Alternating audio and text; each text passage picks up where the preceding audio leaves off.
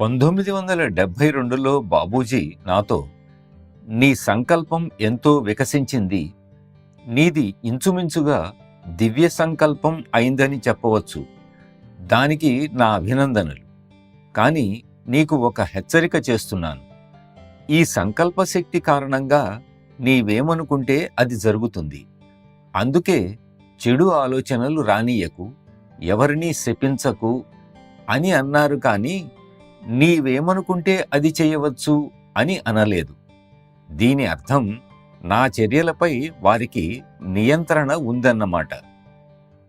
కాబట్టి ఆలోచన యొక్క బలం ఆలోచనలో లేదు, దాని వెనుక ఉన్న సంకల్పంలో ఉంది.